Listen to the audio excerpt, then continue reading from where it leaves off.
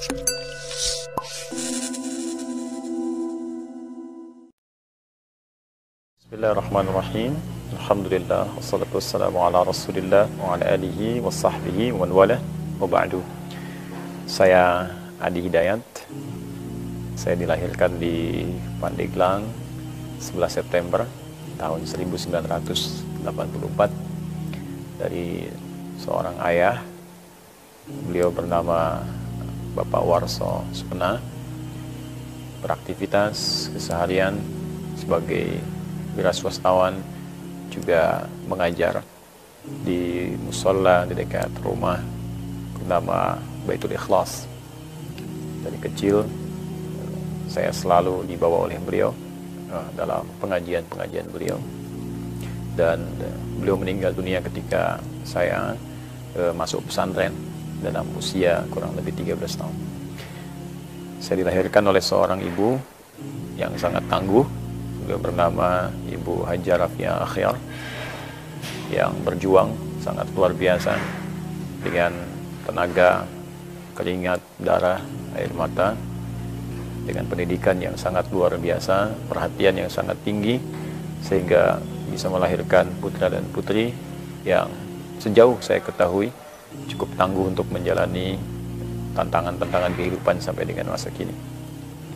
Saya sekolah dari mulai TK di TK Bayangkara di Cekek, Karaton, dan alhamdulillah mendapatkan pendidikan dini yang cukup baik, diajar oleh guru-guru yang sangat perhatian, ada Ibu Elin dan guru-guru yang lain, dan mendapatkan predikat sebagai siswa terbaik. Pada saat itu saya masih ingat mengenakan baju polisi ya warna coklat pada saat itu. Kemudian masuk ke SD di SD Karaton 3 Pandeglang. Biasanya ibu saya punya visi kami dari kelas 1 sampai 3 di SD Karaton 3 karena ibu mengajar di sana. Kemudian dari kelas 4, 5, dan 6 kami dipindahkan ke SD 3 Pandeglang supaya mendapatkan pengalaman dan wawasan lebih luas.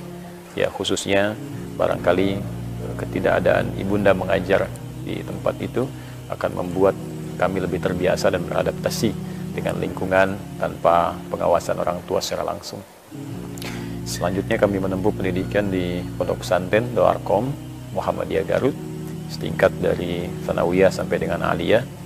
Dan ini satu hal yang sangat menarik karena saya lahir di lingkungan Nahdlatul Ulama, kemudian sekolah berlanjut ke Muhammadiyah, dan nanti yang paling menarik setelah atau saat masa-masa sedang belajar itu dan libur, saya berdakwah di lingkungan Dewan Dakwah. Karena memang lingkungan keluarga kami berasal dari lingkungan yang sangat menarik. Sebagian besar beraktivitas di ormas Islam.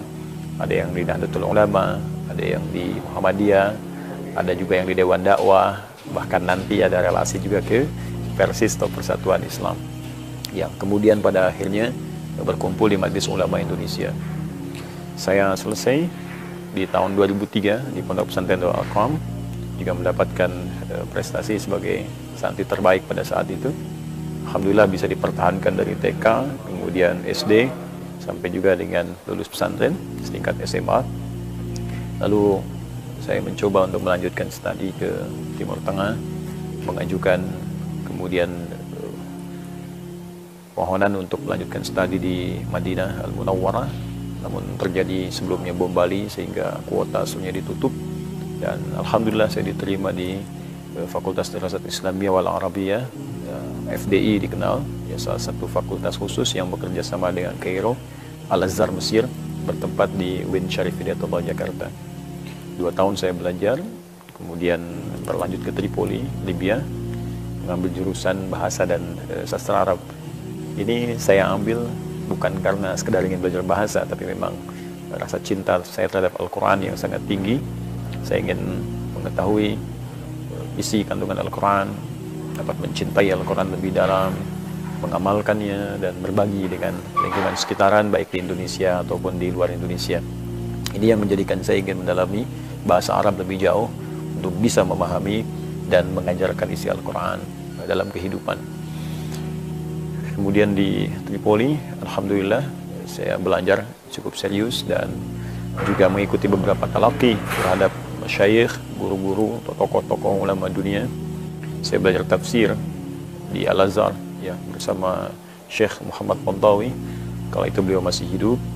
Saya juga mencoba untuk belajar fikih dari Syekh Wahba Az-Zuhairi dan mengambil talaqi Al-Quran dari Syekh Dukali, Syekh Ali Al-Libi, Syekh Ali At-Tanzani dari riwayat-riwayat yang berbeda. Alhamdulillah saya selesai, kemudian S1 di Tripoli dan berlanjut kepada S2 mengambil jurusan yang sama, linear, dan mengembangkan itu dalam konteks dakwah. Dan saat terjadi revolusi di Libya, kemudian saya kembali ke Indonesia dan melengkapi magister pada jurusan pendidikan dan bahasa Arab di UIN Sunan Gunung Jati di Bandung. Alhamdulillah aktivitas dakwah kemudian berlanjut sepulang dari Tripoli. Kita berusaha mewujudkan visi-visi masa depan, bagaimana dengan apa yang Allah titipkan kepada kita. Pertama, bisa meluaskan wawasan keislaman, mengenalkan Islam yang lebih luas, mengenalkan keindahan Islam, mengenalkan komprehensivitas ajaran Islam dalam kehidupan baik di Indonesia ataupun di luar Indonesia. Dan yang lebih penting daripada itu, saya ingin bagaimana kemudian apa yang saya dapatkan bisa berkontribusi positif bagi tempat yang saya pijak, negeri yang saya cintai, yaitu Negara Kesatuan Republik Indonesia. Saya sangat mencintai negara saya sangat mencintai bangsa saya. Karena itu kemudian saya berusaha membuat sebuah visi ke depan, bagaimana kalau ulama dulu kemudian menginisiasi nilai keislaman untuk membidani kelahiran negara Republik Indonesia, maka ulama kini saya berpikir visi lebih jauh, bagaimana mengambil spirit di masa lalu untuk menghadirkan kemajuan, kesejahteraan dan kemakmuran bagi negara Kesatuan Republik Indonesia. Maka diantaranya saya membuat Quantum Akhyar Institute, yang dengan itu saya mengenalkan beberapa hal kepada masyarakat. Pertama, memberikan wawasan keislaman yang luas sehingga masyarakat bisa mengetahui komprehensivitas ajaran Islam dan meminimalisir ya konflik-konflik yang sering terjadi di masyarakat akibat perbedaan pandangan-pandangan fikih ataupun yang lain. Kita turunkan semua referensinya, kita berikan pemahaman dan kita tampilkan cara baru barangkali dalam penyampaian tausiah atau pengajaran, tidak hanya sebatas pada monolog. Kita berikan referensi dengan dasar tulisan, membiasakan untuk memahami, sehingga dengan itu barangkali selain meningkat wawasan juga terlahir kekhusyuan dalam peningkatan ibadah. Kemudian dari situ kita coba semarakan dan aktualisasikan dan nilai-nilai Al-Quran dalam kehidupan. Kita membawa spirit yang kita kenal dengan Al-Quran Sunnah Solution, ya, menghadirkan solusi dari nilai Al-Quran dan hadis-hadis atau sunnah-sunnah Nabi Muhammad SAW. Maka kita kemudian membuat sebuah sistem yang untuk mengenalkan Al-Quran, kemudian juga mendalami isi kandungan Al-Quran lewat kelas-kelas Al-Quran. Di kelas itu kemudian dibahas Al-Quran sesuai passion kehidupan. Ada kelas dunia usaha, kelas dokter, kelas pelajar, ya, kelas ilmuwan, sehingga spirit Al-Quran bisa diterapkan dalam kehidupan yang nyata. Ya, ada juga nanti kelas penghafal. Alhamdulillah Allah berikan sebuah jalan untuk menghafal Al-Quran 30 juz dalam 30 hari. Dan Alhamdulillah ada yang menghatamkan dalam 15 hari, ya, 16 hari, 18 hari, 24 hari, ya, Al-Quran 30 juz. Dan spirit ini kita kumpulkan dalam satu divisi bernama At-Taisir Learning Center.